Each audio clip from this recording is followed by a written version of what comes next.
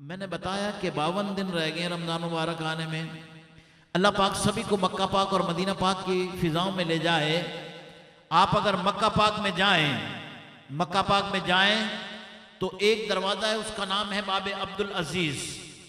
बाब अब्दुल अजीज़ से अंदर दाखिल ना हो, अपने सीधे हाथ देखें तो इलेक्ट्रॉनिक सीढ़ियां ऊपर छत पर जाती हैं, ऊपर वाली छत पर चले जाएं और फिर आगे बढ़ते जाएं और वो नज़ारा जो बंदा एक दफ़ा देखता है सारी उम्र वो नज़ारा उसे भूलता नहीं है। वो नज़ारा देखने के लिए आगे बढ़ते जाएं, यहाँ तक कि आगे एक जंगला आ जाएगा और जब आप इस तरह नीचे सहन में देखेंगे तो उस शाकान मुस्तफ़ा वहाँ पर तवाफ़ करते हुए आपको नज़र आएंगे। जिस कोने से आप दाखिल होंगे वो कोना रुकने यमानी कहलाता है।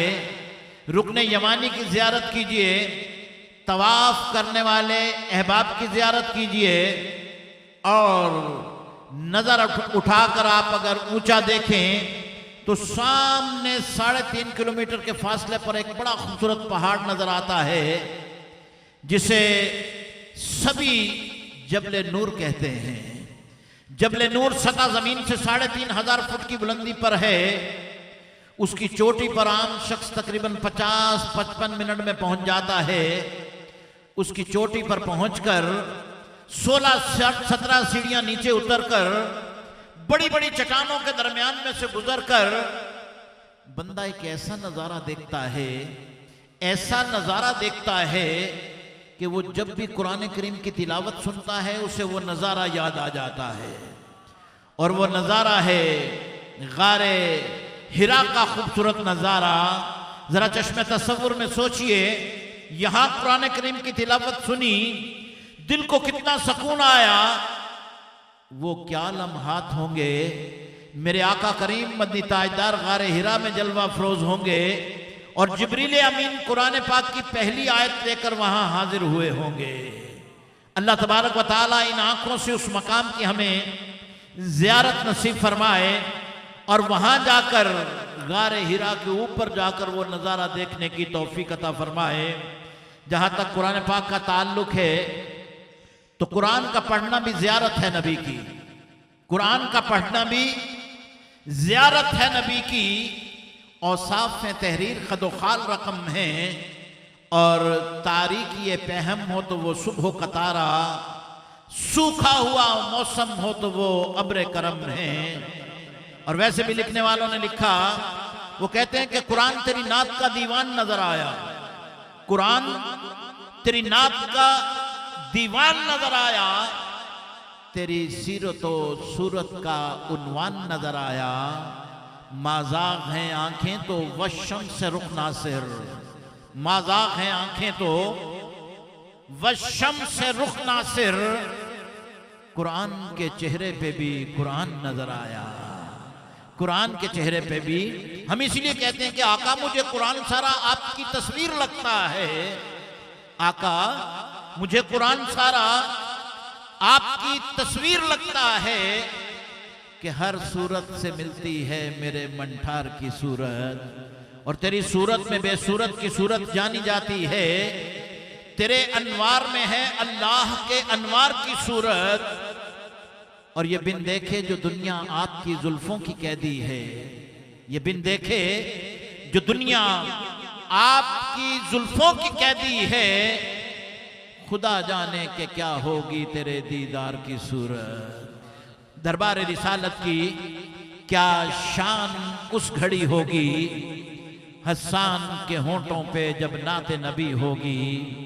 बू बकर उमर होंगे, उस्मानो अली होंगे, हसनैन के नाना की जब बज़्म सजी होगी, वो क्या खूबसूरत बज़्म सजती होगी।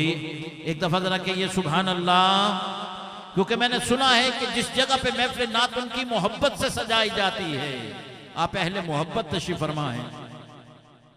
मैंने सुना है कि जिस जगह पे महफ़िल नात उनकी मोहब्बत से सजाई जाती है, तस्वीर बनाकर उस जगह की जन्नत में लगाई जाती है।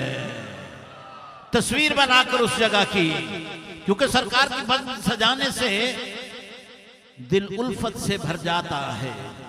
सरकार की बज़्म सजाने से दिल उल्फत से भर जाता है। मशहूर हवाएं चलती हैं, ईमान का अलम लहराता है।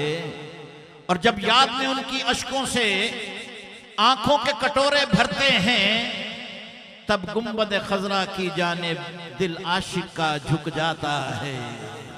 इन महाफिल का असल मकसद ये है कि इसमें बैठकर हमारा दिल अल्लाह के घर की तरफ झुक जाए, हमारा दिल सरकार दो आलम सल्लल्लाहु अलैहि वसल्लम के गुंबद खजरा की तरफ झुक जाए। और यकीन जानिए, जब ये दिल झुक जाएगा तो फिर यहीं बैठे बंदा मक्का पाक और मदीना पाक के नज़ारे लेता है। और अब हाँ जी, अब एक बड़ा खूबसूरत ऐलान मैं करना चाह रहा हूँ, और वो ये कि इस महफिल मिलाद में दो खुशकिस्मत लोग ऐसे आए हुए हैं कि जो आज मेहमान मदीना बनेंगे। कहिए सुभान अल्लाह। जिन्हों जिन्हों यह गल चंगी लगी बुलंद आवाज़ ना कहे जरा सुभान अल्लाह। क्योंकि अमीरां दी गल ना गरीबां दी गल है, मदीने च जाना नसीबां दी गल है। दो मेहमान यहाँ बैठे हुए हैं, या आने वाले हैं, या बैठ चुके हैं यहाँ पर। हमने इंशाअल्लाह महफिल मिलाद के इख्तिताम पर बजरिया कुरान अंदाजी 2 उम्रे के टिकट इंशाअल्लाह पेश किए जाएंगे। लेकिन उसके लिए जो शराइत हैं वो मैं आपको बाद में बता दूंगा। फिलहाल हम प्रोग्राम को आगे बढ़ा रहे हैं और हदियानात बहुजूर सरवर कौनैन सल्लल्लाहु अलैहि वसल्लम के लिए मैं एक बहुत खूबसूरत आवाज़ आपकी समाअतों की नज़र कर रहा हूँ। दफ के साथ अपनी हाजिरी पेश करेंगे जनाब मुजाहिद करामत अली उम्मती कादरी साहब।